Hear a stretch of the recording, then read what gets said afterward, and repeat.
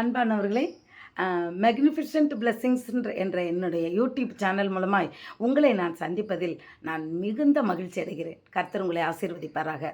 ஆராதனை, இன்னைக்கு நீங்கள் ஆராதனை செஞ்சீங்களா? ஆண்டவரை தேவன் இன்னைக்கு நீங்கள் ஆராதிச்சிங்களா?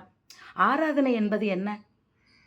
பிரியமானவர்களே, நம் வாழ்க்கை தேவனுக்கு பிரியமாக இருக்கிறது தான் ஆராதனை, புத்தியுள்ள ஆராதனை.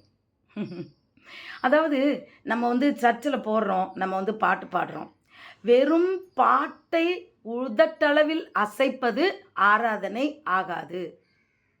ஆனால் அதுக்குன்னு பாடுறது ஆராதனை இல்லையான்னு கேட்டிங்கன்னா, ஆராதனை தான். எப்போ தெரியுமா? முழு உள்ளத்தோடும் முழு மனதோடும் உண்மையாக நாம் பாடும்போது அது ஆராதனை. உண்மைதான். ஆராதனை என்பது தேவனுடைய நாமத்தை மகிமைப்படுத்துவது, அவர் செய்த நன்மைகளுக்கு நாம் நன்றி சொல்லி அவர் நாமத்தை உயர்த்துவது,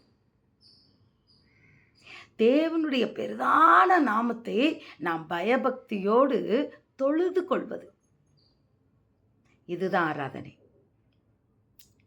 ஆனால் அந்த ஆராதனை ஞாயிற்றுக்கிழமை மட்டும் நீங்கள் சர்ச்சில் போய் 4 பேரோட ஒரு 1000 பேரோட 2000 பேரோட பாடுறது, அதுக்கப்புறம் மற்ற அந்த 6 நாட்களும் எனக்கு அதுக்கெல்லாம் நேரம் இல்லைன்ட்டு ஓடுறதுன்னா அது ஆராதனை ஆகாது.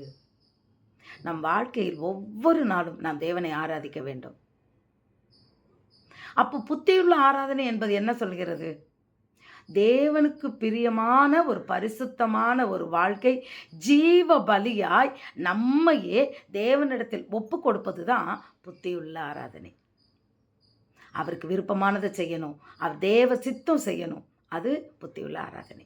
அது மாத்திரமில்லை பிரியமானவர்களே, தேவனுடைய நாமத்தை நாம் உயர்த்த வேண்டும். உண்மையோடு ஒவ்வொரு நாளும் தேவனை துதிக்கணும், நன்றி சொல்லணும். ஒருத்தர் பாடுறாருல, நன்றி சொல்லாமல் இருக்கவே முடியாது. அவரால் முடியலை, நன்றி சொல்லாமல் இருக்க முடியாது. அது ஆராதனை, தேவனை ஆராதிக்கிறது. உண்மையிலே தேவ சித்தம் செய்கிறதுக்கு நம்மளை அர்ப்பணிக்கணும், அதுதான் உண்மையான ஆராதனை.